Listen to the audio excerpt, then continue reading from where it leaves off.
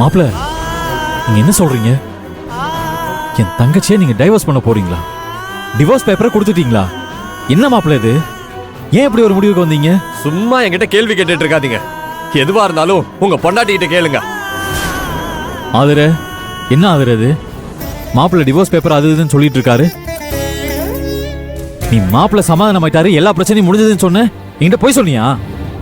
இல்லங்க, அதெல்லாம் ஒண்ணும் இல்ல. அப்புறம் மாப்பிள்ள ஏன் அப்படி சொல்றாரு? அவர் ஏதோ கோவத்துல அப்படி பேசிட்டு இருக்காரு. எல்லாம் சரியாயிடுங்க. என்ன சரியாகும்? இனிமே எதுவும் சரியாவாது. உங்க தங்கச்சி கூட என்னால வாழ முடியாது. நான் கொடுத்த டைவர்ஸ் பேப்பர்ல உங்க தங்கச்சியை கையெழுத்து போட வச்சு அதை எனக்கு எவ்வளவு சீக்கிரத்துல அனுப்பி வைக்க முடியுமோ அவ்வளவு சீக்கிரத்துல அனுப்பி வைங்க. அது போதும் எனக்கு. இனிமே என் வாழ்க்கையில ரோகிணின்னு ஒருத்திக்கு இடமே கிடையாது. மாப்பிள்ள, எங்க என்ன பண்றீங்க? மாப்பிள்ள அப்படி சொல்லாதீங்க. மாப்பிள்ள அப்படி சொல்லாதீங்க. என் தங்கச்சி வாழ்க்கையை நாசம் பண்ணிடாதீங்க மாப்பிள்ள. என் சட்டையில இருந்து கையெடு. என் சட்டையில இருந்து கையெடு சொல்றல. எங்க பிரச்சனை வேணாம். விடாதே ப்ளீஸ். மாப்பிள்ள, அந்த கௌதம் பண்ண தப்புக்கு என் தங்கச்சியை தண்டிக்காதீங்க. அந்த கௌதம் உங்க மனசுல விஷத்தை கலந்துருக்கான். அவன் மேல சட்டப்படி நடவடிக்கை எடுக்கிறத விட்டுட்டு என் தங்கச்சி விவாகரத்து பண்றேன்னு சொல்றீங்களே, இது எந்த விதத்துல நியாயம்? சொல்லுங்க மாப்பிள்ள, சொல்லுங்க. எங்க ப்ளீஸ், இதெல்லாம் வேண்டாங்க. விட்டுருங்க. பிரச்சனை பண்ணாதீங்க. விடாதே. உன் தங்கச்சியை பத்தின உண்மையை சொல்லாம அவளை ஏன் தலையில கட்டி வச்சுட்டு இப்ப ஏன் சட்டையை பிடிக்கிறியா? உனக்கு என்ன பண்றன்னு பாரு. என்ன சொன்ன?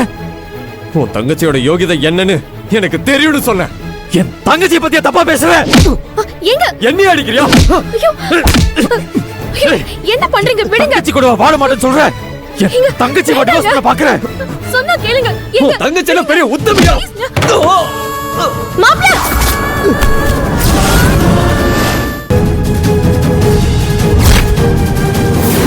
ஐயோ, நாம நினைச்ச மாதிரி எதுவும் நடந்துட கூடாதே. ஆனா இவர் மாப்பிள்ளைய பார்த்து பேசினா கண்டிப்பா அப்படிதான் நடக்கும். நான் தான் ஏதாவது பண்ணி இவரை பேச விடாம பண்ணணும். ஆதுர, என்ன ஆதுர, எவ்வளவு நேரமா இறங்குன்னு சொல்றேன். இறங்கு. அட இறங்கு. மாப்பிள்ள கிளம்பி போயிட போறாரு. இறங்குன்றேன்ல. ஏங்க, மாப்பிள்ள கோவமா ஏதோ போன்ல பேசிட்டு இருக்கிற மாதிரி இருக்கு. நம்ம தொந்தரவு பண்ற மாதிரி இருக்கும்ல. நம்ம அப்புறமா அவர்கிட்ட பேசிக்கலாமே. மாப்பிள்ள போன்ல தானே பேசிட்டு இருக்காரு. இப்ப பேசி வச்சிடுவாரு. அதோட இல்லாம அவரோட பைக் பஞ்சர் ஆகி நின்னுட்டு இருக்கு. அதனால வெயிட் பண்ணிட்டு இருக்காரு. அவர் பிஸியெல்லாம் ஒண்ணு இல்ல. வா வா. ஐயோ, இவர் மாப்பிள்ள கிட்ட பேசியே தீர்வுன்னு அடம் பிடிக்கிறாரு. ஏங்க ஏங்க, எனக்கு ஒரு மாதிரி மயக்கம் வர மாதிரி இருக்குங்க. மயக்கம் வர மாதிரி இருக்கா? சுத்துது. என்னாச்சு ஆதுர? ஐயோ ஆதுர, ஆதுர என்னாச்சு ஆதுர? ஆதுர, ஆதுர, ஆதுர கண்ணை திறந்து பாரு. ஆதுர, ஆட்டோ, ஆட்டோ. இவர் எதுக்கு ஆட்டோ கூப்பிடுறாரு? ஒருவேளை நம்மள ஹாஸ்பிட்டல் கூட்டிட்டு போவாரோ? ஐயோ, மயக்கம் வர மாதிரி நடிக்க ஆரம்பிச்சிட்டோம். இப்ப உடனே மயக்கம் தெளிஞ்சிருச்சுன்னு எந்திரிச்சிட்டா என் மேல கண்டிப்பா சந்தேகப்படுவாரு. பரவாயில்ல, ஹாஸ்பிட்டலுக்கு போய் எப்படியோ சமாளிக்க வேண்டியதுதான். ஆதுர, ஆதுர, ஆட்டோ, ஆட்டோ. ஆதுர அண்ணே, பக்கத்துல இருக்கிற ஹாஸ்பிட்டல் போங்க.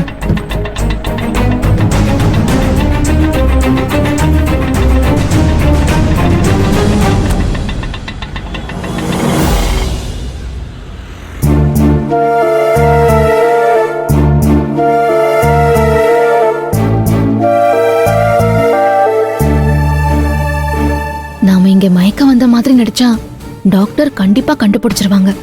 அதனால எனக்கே மயக்கம் தெளிஞ்ச மாதிரி அப்படியே கேஷுவலா கண்ணு முழிக்க வேண்டியதான்.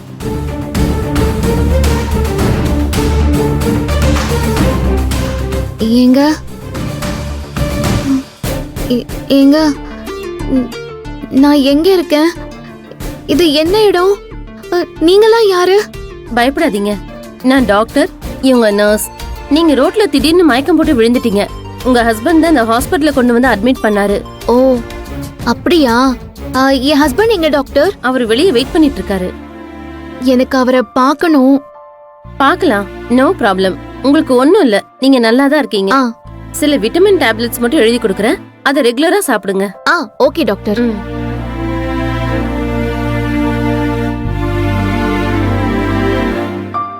நீங்க எங்களை கூட்டிட்டு வாங்க. Okay doctor.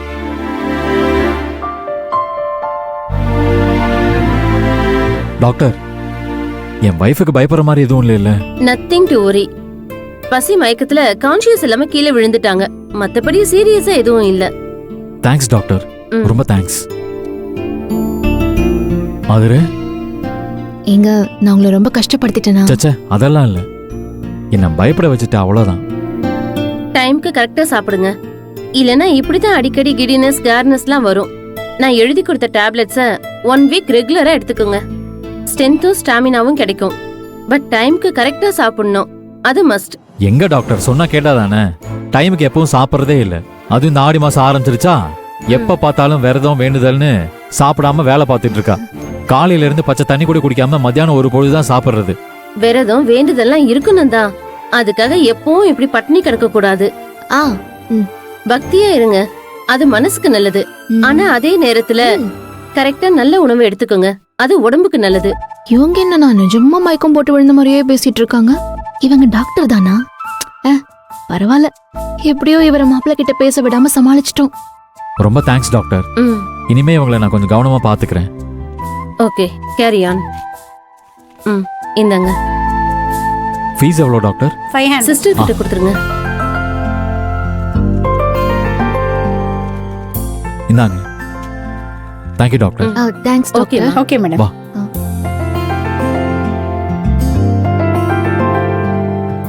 இதுக்குதான் கோயிலுக்கு போறதுக்கு முன்னாடி சாப்பிட்டு கிளம்பலாம்னு சொன்னேன். ஆனா நான் குளிச்சிட்டு வந்து கிளம்புற நேரத்துல கோயில லேட் ஆயிரும், நட சாத்திடுவாங்கன்னு சொல்லி கோயிலுக்கு போயிட்டு வந்து சாப்பிடலாம்னு சொல்லி சாப்பிடாமே வந்துட்டேன். அதான் இப்படி மயக்கம் போட்டு இல்லங்க, விழுந்துட்டேன். அதெல்லாம் ஒண்ணும் இல்ல.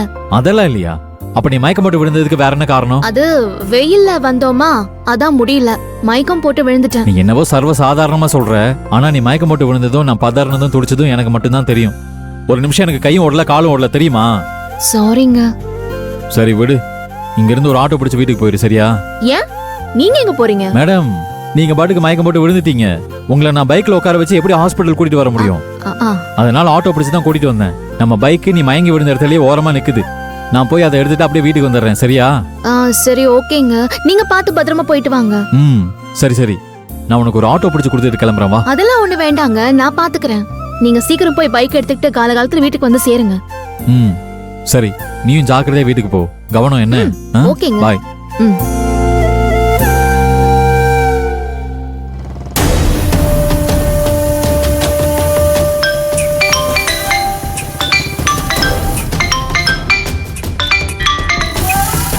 சத்யாக்கா சொல்லுங்கக்கா. என்ன கௌதம், எப்படி இருக்க? நான் நல்லா இருக்கேன்க்கா. நீங்க எப்படி இருக்கீங்க? நான் நல்லா இல்ல கௌதம். உனக்கு கல்யாணம் ஆனதுக்கு அப்புறம் ஆதிரை மேலயும் பிரபு மேலயும் ரோஹிணி மேலயும் இருந்த கோபம், கொலவெறி எல்லாமே உனக்கு அணைஞ்சு போச்சு.